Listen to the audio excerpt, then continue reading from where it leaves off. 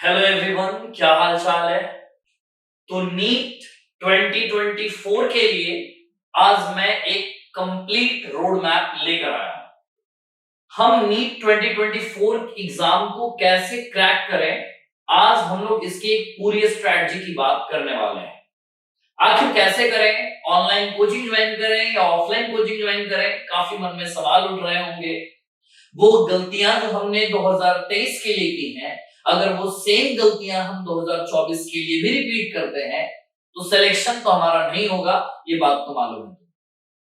क्योंकि सेम गलतियों को रिपीट करने से नए रिजल्ट हमें कहां से मिलेंगे। तो आज की वीडियो उन बच्चों के लिए बहुत इंपॉर्टेंट होने वाली है जो नीट 2024 में एग्जाम देने वाले हैं।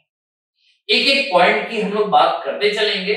तो सबसे पहले अगर मैं तुम्हें बताऊं, आज जो तारीख है वो है 15 मई और नीट का जो एग्जाम होना है वो 5 मई को होना है। करीब करीब तुम्हारे पास जो टाइम है वो 340 दिन का टाइम है। मतलब एक साल से टाइम थोड़ा कम होता चला जा रहा है, क्योंकि जैसे जैसे दिन आगे बढ़ेंगे वैसे वैसे जो टाइम है वो हमारा कम होता चला जाएगा। तो अभी मैं मानकर चल रहा हूं मई में 10 दिन। क्यों? अभी जो 4 से 5 दिन मैंने काटे हैं वो करीब करीब तुम्हारे एडमिशन में जाएंगे कि तुम ऑनलाइन चूज करना चाह रहे हो, ऑफलाइन चूज करना चाह रहे हो। मन में बड़े सारे सवाल आ रहे होंगे कि क्या चूज करना चाहिए, क्या सेल्फ स्टडी कर कर सिलेक्शन हो सकता है या नहीं, क्या यूट्यूब से सेल्फ सिलेक्शन हो सकता है या नहीं। बड़े सारे मन में सवाल आ रहे होंगे, लेकिन पहले ये डिसाइडेड होना चाहिए कि टाइम हमारे पास बहुत कम है। जैसे जैसे वक्त बीतता जाएगा वैसे वैसे ये जो 340 दिन का टाइम है ये और भी कम होता चला जाएगा। और एक एक दिन कितना इंपॉर्टेंट होता है ये उनसे पूछो जिनके बड़े सारे टाइम ऐसे ही चले जाते हैं, तबियत खराब हो गई तो उसमें 10 दिन चले जाते हैं। तो एक एक दिन तुम्हारे लिए कितना इंपॉर्टेंट है, तो वो चीजें तुम्हें धीरे धीरे और भी समझ में आएंगी। जैसे जैसे तुम क्लासेस करोगे तो चीजें और भी ज्यादा क्लियर होने लगेंगी। लेकिन मैं बार बार कह रहा हूं कि वो गलतियां हमें नहीं करनी है जो गलतियों को हम बार बार करते आए हैं आज तक, और उनसे सेम वैसा ही रिजल्ट मिला है जैसा पहले का रिजल्ट है। तो इस बार हमारा क्या टारगेट होना चाहिए? तो सबसे पहले मैं बताऊं, 6 घंटे रोज की अगर सेल्फ स्टडी तुम नहीं कर रहे हो, कोचिंग तो 6 घंटे करना ही है, इसके अलावा 6 घंटे तुम्हारी सेल्फ स्टडी होनी चाहिए। अगर वो नहीं कर रहे हो तुम नीट का एग्जाम क्रैक नहीं कर पाओगे। 6 घंटे सेल्फ स्टडी बहुत जरूरी है, तब जाकर हमारा जो टारगेट है वो हमारा अचीव हो पाएगा। अगर तुम नीट 2024 के लिए बिल्कुल तैयार हो तो ये वीडियो बिल्कुल तुम्हारे लिए है कि हाँ, अब हमसे कितनी भी मेहनत करवाई जाए हम पूरी तरीके से मेहनत करने को तैयार हैं, हम जी जान लगाने को तैयार हैं नीट के लिए। तो ये वीडियो फिर तुम्हारे लिए है। नीट 2024 जो है ना वो तुम्हारा लास्ट और बेस्ट अटेम्प्ट होना चाहिए कि इसके बाद नीट की ड्रॉप नहीं लेनी। कई बच्चे मुझसे पूछते हैं कि मेरे 2 साल ड्रॉप हो चुके हैं, इस बार लेना चाहिए या नहीं। तुम मान लो ये नीट का तुम्हारा लास्ट ड्रॉप है, इसके बाद कोई ड्रॉप जिंदगी में लेनी ही नहीं है नीट की। इस बार हमारा लास्ट और बेस्ट अटेम्प्ट होना चाहिए कि लाइफ में कभी अफसोस ना हमें हो कि हमने नीट की तैयारी अच्छे से नहीं की थी। तो ये हमारे लिए बिल्कुल बेस्ट अटेम्प्ट होना चाहिए। तो इसके स्ट्रैटेजी में भी चूक ना हो जाए कि हमने एक कोचिंग इंस्टीट्यूट गलत चूज कर लिया था, इसके कारण हमारा सिलेक्शन नहीं हुआ, हमारे एडुकेटर्स अच्छे नहीं थे इसलिए हमारा सिलेक्शन नहीं हुआ। कारण कई सारे हो सकते हैं। तो इस बार मैं वही कह रहा हूं कि लास्ट अटेम्प्ट तुम्हारा है, तो एक बार अच्छे से स्ट्रैटेजी बनाओ, एक अच्छे कोचिंग इंस्टीट्यूट को चूज करो, एक अच्छे एडुकेटर को चूज करो, नहीं तो फिर से 2025 का ड्रॉप ना लेना पड़े। तो ये मैं कह रहा हूं 2024 तुम्हारा आखिरी, क्योंकि इतना कितना टाइम लगाओगे यार नीट में ही। नीट यूजी में जब इतना वक्त लगेगा तो नीट पीजी भी तो फिर देना है 5-5.5 साल के बाद। तो जितना जल्दी मेडिकल कॉलेज में पहुंचेंगे उतना बेहतर होगा ना। जब तुमने डॉक्टर बनने का सपना देखा है तो उसको हकीकत में बदलने का मौका आ चुका है। 340 दिन बचे हैं नीट में, अब उन पे काम हमें अच्छे से करना है। अब मैं वो कुछ रिचुअल्स बता रहा हूं, डेली की कुछ हैबिट होनी चाहिए जो टॉपर्स फॉलो करते आए हैं और जिनके कारण उनका सिलेक्शन होता है और वो टॉपर्स बनते हैं। ये मत सोचना अभी से कि 600 नंबर इन नीट में मुझे लाना है, नहीं 600 सोचोगे तो 550 या 500 तक रह जाओगे। तुम्हें तो टारगेट बनाना है कि मुझे इंडिया के बेस्ट मेडिकल कॉलेज में जाना है। जब 1 साल वक्त दिया ही है तो क्यों ना इसमें बेहतर करें।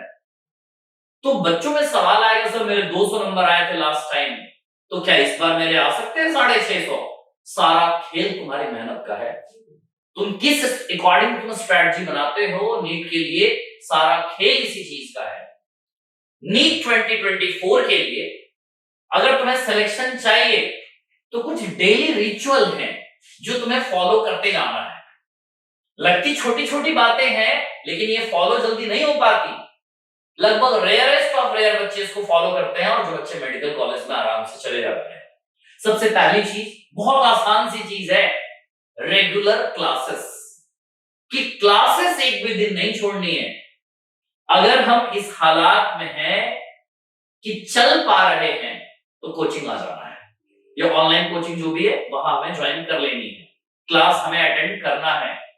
तबियत खराब है, सिर में दर्द है, पेट में दर्द है, कुछ मैटर नहीं करता, हमें क्लास आना है तो क्लास आना है। टेस्ट के दिन अगर तबियत खराब हो जाती है फिर भी हमें टेस्ट देने आना है। मैं सिंपल सी बात कह रहा हूं, अगर हमारे कदम चल रहे हैं तो हमें बस पहुंच जाना है। एक भी दिन अगर मिस करोगे ना, अगले दिन का टॉपिक तुम्हें बिल्कुल समझ में नहीं आने वाला। तो क्लासेस तो तुम्हारी बिल्कुल रेगुलर रखनी है। पूरे साल में जितनी भी क्लासेस चलती हैं एक भी क्लास नहीं छोड़ना है। जो बच्चे मेडिकल कॉलेज में गए हैं, अगर तुम्हारा उनसे मिलना जुलना है, बातें होती हैं, तो उनसे पूछ कर देखो ना। कई बच्चे मैंने देखे हैं कॉकरोच की क्लास छोड़ देते हैं। कॉकरोच है, खुद से भी कर लेंगे, घर पे जाकर कर लेंगे, नहीं होता। द लिविंग वर्ल्ड है, छोड़ देते हैं। कौन सा सेल पढ़ेगा चैप्टर? सेल तो बार बार कई बार पढ़ाया हमने सेल। छोटे छोटे चैप्टर से बड़े अच्छे अच्छे क्वेश्चन बन जाते हैं और वो चैप्टर हम छोड़कर चले जाते हैं नीट के लिए। तो क्लासेस तो एक भी तुमको छोड़नी है नहीं। इसके बाद अगर बात मैं करूं, जब क्लासेस कंप्लीट हो जाए तो सारा चीज को घर पे रिवाइज करना है जाकर। अब नोट्स को रिवाइज करना है तुम्हें। अगर क्लास चली है 90 मिनट की और घर पे फिर तुम 90 मिनट लगा रहे हो रिवीजन करने में, इसका मतलब क्लास में तुमने कुछ भी नहीं सीखा। 90 मिनट की क्लास की चीज घर पे मैक्सिमम 30 मिनट्स में रिवाइज हो जानी चाहिए। अगर एक दिन में 3 क्लासेस लग रहे हैं तो वहां हमने दिया 4.5 घंटे, घर पर आकर वो 1.5 घंटे में कंप्लीट हो जाना चाहिए, तभी जाकर तुमने क्लास में सीखा। और क्लास में फोकस मतलब पूरी तरीके से क्लास में प्रेजेंट है। ऐसा नहीं सोच रहे कि शाम के वक्त कहां जाना है, कल क्या करना है, कुछ नहीं। अगर चल रही है बायोलॉजी की क्लास तो पूरी फोकस होनी चाहिए बायोलॉजी की क्लास पर। अगली चीज क्या है सर? ये चीज क्या है? डीपीपी जानते हो ना, डेली प्रैक्टिस पेपर।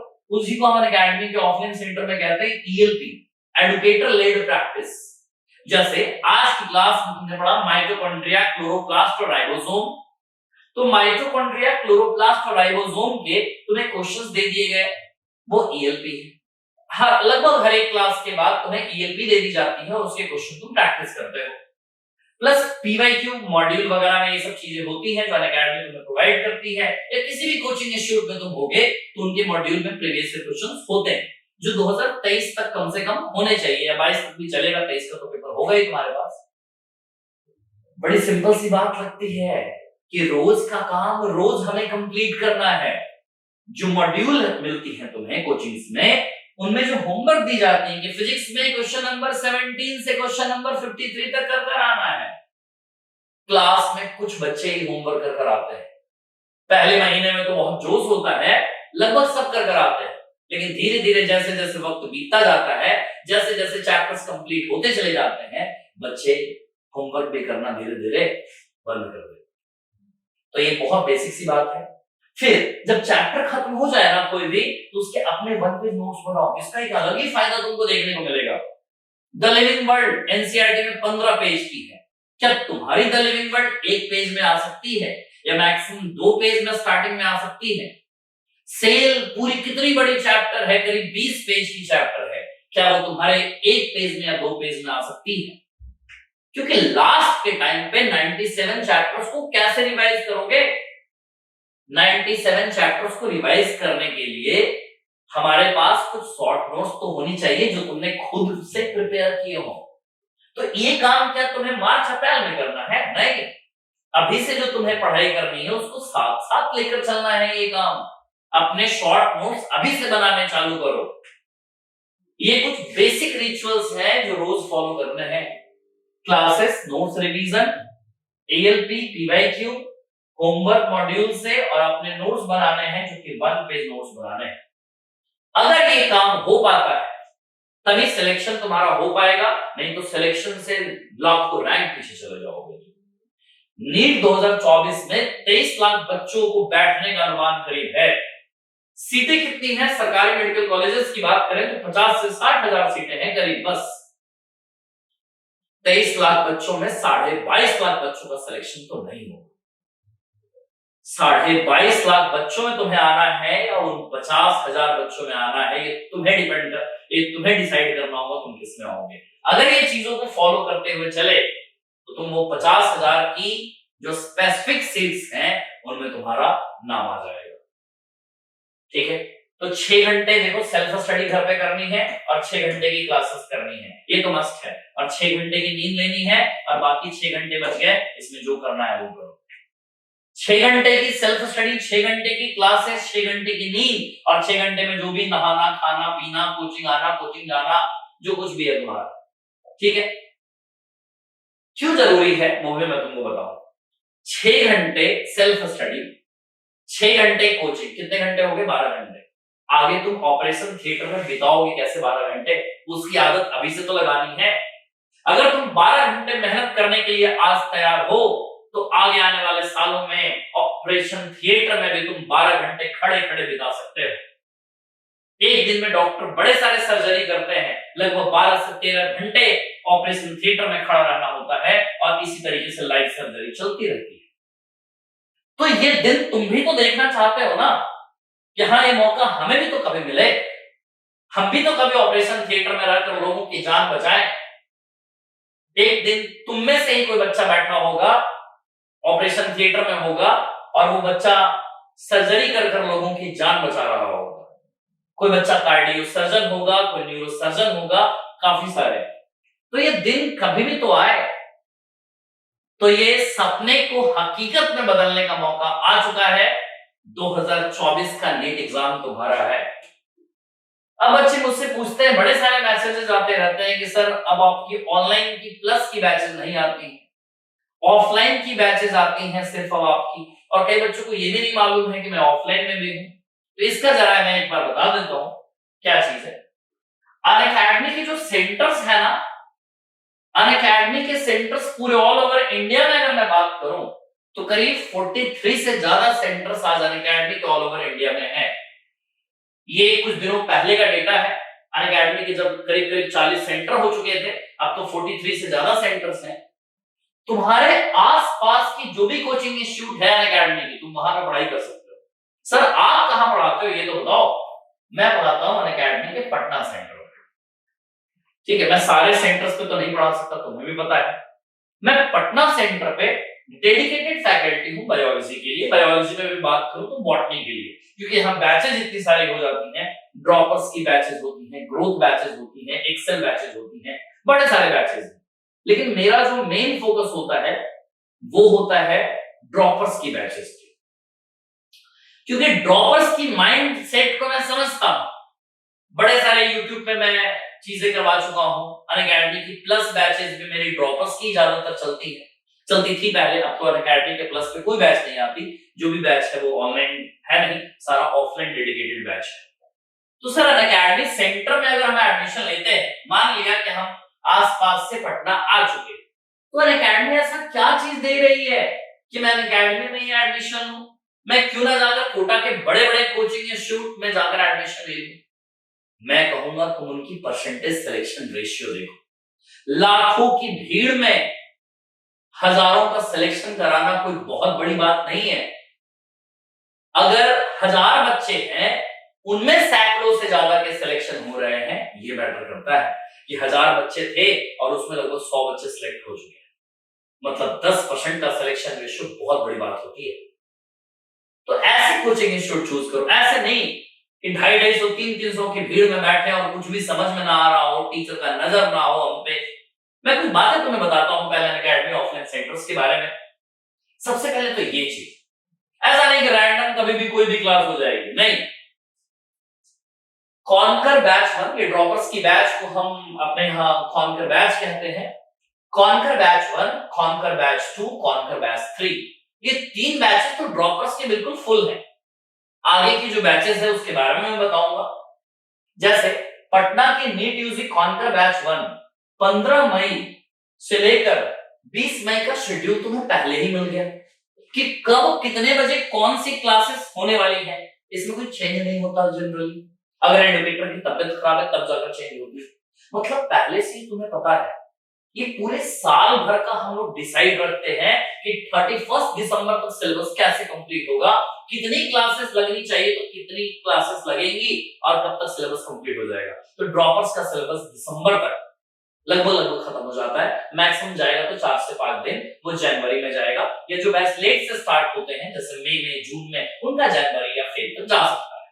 लेकिन जो बैचेस अभी स्टार्ट हो रही हैं उनका दिसंबर तक सिलेबस खत्म हो जाएगा। तो कितने बेहतर तरीके से ये रूटीन पहले से ही सेट होता है ताकि तुम्हारी क्लास बिल्कुल साइमल्टेनियस बेसिस पे फिजिक्स की भी चले, केमिस्ट्री की भी चले, बॉटनी की भी चले, जूलॉजी की भी चले, इस तरीके से। ईएलपी के बारे में मैं बता रहा था तुम्हें, एडुकेटर लेड प्रैक्टिस। ये डीपीपी को ही हमने ईएलपी नाम दिया है कि एडुकेटर के सानिध्य में तुम्हें प्रैक्टिस करनी है। जैसे मैंने अपनी ईएलपी की एक स्क्रीनशॉट डाली है यहाँ, जो मैं बच्चों को प्रोवाइड करता हूं। जैसे द लिविंग वर्ल्ड की ईएलपी नंबर 5 है, 4 मिल चुके हैं और ये ईएलपी 5 मैं तुम्हें दिखा रहा हूं। ईएलपी 5 में टैक्सोनॉमिकल एड्स से जितने क्वेश्चन एग्जामिनर सोच सकता है वो सारे क्वेश्चंस लगभग तुमको ईएलपी में मिलते हैं। ये तो ईएलपी की बात होगी। एडुकेटर लेड प्रैक्टिस जो तुम्हें घर से रोज कर आना है। सर कर नहीं आएंगे तो क्लास में मैं रोज पूछता हूँ, बच्चे परेशान हैं कि मास्टर हमेशा पूछता रहता है कि ईएलपी कर आए हो या नहीं। कॉपी में उनकी चेक करता हूँ जाकर, ईएलपी की मैंने अलग कॉपी बनवा रखी है। बच्चे पूरी तरीके से परेशान है कि भाई कर ही आना है किसी भी हाल में, नहीं तो फिर बेइज्जती होती क्लास में। ठीक है, तो ये काम रोज होता है ईएलपी का, फिजिक्स में भी, केमिस्ट्री में भी, बायोलॉजी में भी। और ऐसा नहीं ईएलपी तुमने करने के लिए छोड़ दिया, अगले दिन ईएलपी की डिस्कशन होती है। क्वेश्चन नंबर 1 to 5 कोई डाउट है, किसी बच्चे ने पूछा, डाउट को सॉल्व किया गया। 6 to 10, 11 to 15 ऐसे। ये बात रही ईएलपी के बारे में। फिर डेज हमारे पहले से डिसाइडेड है कि टेस्ट होना कब है। जैसे कॉन्कर बैच 1 जो है उसकी पहली टेस्ट जो है ना वो 14 मई को हुई। 14 मई को पहली टेस्ट 7:20 की हुई, जिसमें 3 घंटे 20 मिनट का टाइम मिला, जैसे नीट का पेपर होता है बिल्कुल वैसे ही। मैंने एक स्क्रीनशॉट तुम्हें दिखाने की कोशिश की है। इसका सिलेबस तुम्हें पहले से ही पता होता है कि टेस्ट किस चीज का होने वाला है। देखो हम लोग कितने लिमिटेड चैप्टर्स का टेस्ट ले रहे हैं। जैसे पहले में एनिमल टिश्यू जूलॉजी में, द लिविंग वर्ल्ड बॉटनी में, फिर mole concept atomic structure chemistry में, फिजिक्स में बेसिक मैथ, वेक्टर काइनेमेटिक्स के सब बेसिक्स पूछे गए। तो बच्चा ना छोटे छोटे टॉपिक्स को कंप्लीट करते हुए आगे वो पूरी तरीके से सिलेबस कंप्लीट कर लेगा। तो ये माइनर टेस्ट हुई थी। ऐसी 3 टेस्ट के बाद एक मेजर टेस्ट होगी। ये 3 माइनर टेस्ट में जो तुमने पढ़ा उसका पूरा कवरेज एक फुल मेजर टेस्ट में, जिसमें इंडिया के लाखों बच्चे पूरे अनअकैडमी के बैठेंगे और उसमें तुम्हें पता चलेगा हजारों लाखों की भीड़ में तुम कहां स्टैंड करो। तो ये है। तो अगर मैं तुम्हें बताऊं कि तुम अगर पटना सेंटर पे एडमिशन लेने वाले हो तो नीट यूजी का हमारा कॉन्कर का नेक्स्ट बैच आ रहा है। जो नेक्स्ट बैच आ रहा है मई में, 22 वाला बैच तो पूरी तरीके से अभी से ही फुल है। जो 29th को बैच आ रहा है ना, तो 29th को आ रहा है, ऐसे जून में भी स्टार्ट होने वाला है। अभी कुछ ऑफर चल रहा है। 92,000 थी पहले चार्ज, उसको हमने घटाकर 49,680 कर दिया है। ऑफलाइन में ये प्राइस एक बहुत ही लो प्राइस है, जिससे तुम्हें ऑफलाइन में पूरे 1 साल तक नीट की प्रिपरेशन कराई जा रही है। और एक चीज के लिए अगर हम कमी छोड़ते हैं तो तुम हमसे आकर बोलो कि आप ये चीज नहीं करवा रहे हैं, ये चीज जरूरी है सिलेक्शन के लिए, अगले दिन से वो काम चालू हो जाएगा। इतने सारे तुम्हारे लिए काम चल रहे हैं ना कि तुम्हारी सिलेक्शन को कोई रोक नहीं सकता अगर उन सिस्टम्स के पैटर्न को तुम फॉलो करते हुए चलो। एक एक काम तुम्हारे सिलेक्शन के लिए हो रहा है। तो ये नीट यूजी कॉन्कर ड्रॉपर्स बच्चों के लिए है। 49,680 में मई और जून में बैचेस स्टार्ट हो रही है। तुम एक बार डिस्क्रिप्शन चेक करोगे ना तो तुम्हें मोबाइल नंबर, हमारा जो सेंटर है पटना में वो बोरिंग रोड चौराहे के पास है, बोरिंग रोड चौराहे के पास हरिहर चैम्बर है, उसी के जस्ट अपोजिट में तुम्हें एबीसी टावर दिखेगी, एम्बिशन टावर, उसमें एक क्लास लगती है 3rd और 5th फ्लोर पे। ठीक है, तो ये रही प्राइस के बारे में मैंने तुमको बता दिया है, और ये प्राइस काफी कम है। तुम ऑनलाइन और ऑफलाइन में भी कंपेयर करोगे तो ऑनलाइन में इतने ही चार्ज में होती है, और ऑफलाइन में तो लाखों लोगों के चार्ज रखे हुए हैं, 1 लाख, 1.5 लाख, 2 लाख बच्चों के चार्ज रखे हुए हैं, लेकिन यहाँ चार्ज 49,680। ठीक है, टोटल फैकल्टीज बहुत शानदार, फिजिक्स, केमिस्ट्री, बायोलॉजी। तुम एक बार आओ ना सेंटर पे, तुम एक बार प्रोफाइल लोगों के देखो कि हमें फिजिक्स कौन पढ़ाएंगे, बॉटनी कौन पढ़ाएंगे, जूलॉजी कौन पढ़ाएंगे, केमिस्ट्री कौन पढ़ाएंगे, ऑर्गेनिक कौन पढ़ाएंगे, फिजिकल कौन पढ़ाएंगे, इनऑर्गेनिक कौन पढ़ाएंगे। तुम आकर टेस्ट तो करो कि चीजें क्या क्या चल रही है। लाइब्रेरी है, तुम लाइब्रेरी में बैठकर पढ़ाई कर सकते हो कि मेरी क्लास खत्म हो चुकी है 2 बजे, अब मैं लाइब्रेरी में बैठकर 2 घंटे पढ़कर फिर ही घर जाऊंगा, फिर अपने हॉस्टल निकलूंगा। तो ये बात रही। कमेंट में अगर तुम ये सब चीजें करने को तैयार हो, जितनी भी बातें मैंने तुमको बताई हैं, तो कमेंट में तुम्हारा आंसर आना चाहिए। कमेंट में तुम्हें लिखना है डॉक्टर बनकर दिखाएंगे। वो लोगों का मुंह इस बार बंद कर देना है जो लोग तुम्हें ताने देते हैं ना कि तुम डॉक्टर कभी नहीं बन पाओगे, जो हंसी में निकाल देते हैं तुम्हें कि भाई ये कैसे डॉक्टर बनेगा। तुम्हें उनके मुंह बंद करने हैं नीट 2024 में। नीट 2024 में मेडिकल कॉलेज तुम्हें जाकर दिखाना है, और इस 1 साल में वो मेहनत करनी है जो तुमने पिछले 18 सालों में मेहनत नहीं की। वो मेहनत तुम्हें कर दिखाना है, और इस बार तुम्हें डॉक्टर बनकर दिखाना है। अगर जो बच्चे बिल्कुल डेडिकेटेड हैं, उनका तो कमेंट में मुझे दिखेगा ही दिखेगा। तो तुम्हारा कमेंट में दिखना चाहिए इस वीडियो के नीचे, भाई तुम्हारे सिलेक्शन के लिए काम करते हैं और अच्छी रैंक के लिए काम करते हैं। जब बच्चे का मेडिकल कॉलेज में एडमिशन हो जाता है ना, उससे बड़ी चीज मुझे कोई भी चीज नहीं लगती। सबसे इंपॉर्टेंट चीज है वो तुम्हारा सिलेक्शन। तो बस तुम भी अपने तरफ से अगर मेहनत करने को तैयार हो तभी सेंटर पे एडमिशन लेना। पहले डिस्क्लेमर दे रहा हूं, अगर मेहनत करने को तैयार हो तो। अगर तुम्हें लग रहा है कि नहीं मुझे तो मजा मारना है, मत करो एडमिशन। अगर मेहनत करने को तैयार हो, हजारों क्वेश्चंस प्रैक्टिस करने के लिए तैयार हो, तभी जुड़ना हमारे साथ। नहीं तो फिर दिक्कत है, फिर तुम बोलोगे भाई मेहनत बड़े करवाते हो, इतना मेहनत कैसे करेंगे। मेहनत करोगे तभी सिलेक्शन होगा, आदत बनानी पड़ेगी। अभी तक 2 घंटे पढ़ाई करते थे, 3 घंटे, 6 घंटे की आदत डलवाऊंगा तुम्हें। और मैं बाहर हमेशा बैठा रहता हूं, तुम आओ, मुझसे अपना रूटीन बनवा सकते हो, शेड्यूल बनवा सकते हो। तुम्हारे सिलेक्शन के लिए कुछ भी करने को तैयार हूं मैं। तो वीडियो के डिस्क्रिप्शन में लिखना है डॉक्टर बनकर दिखाएंगे, और सेंटर पे आकर मिलो। ठीक है, और 2024 के लिए अच्छे से काम करो, वो गलतियां मत करना जो तुमने 2023 के लिए की थी। ओके, चलो भाई, let's crack NEET. Bye, thank you.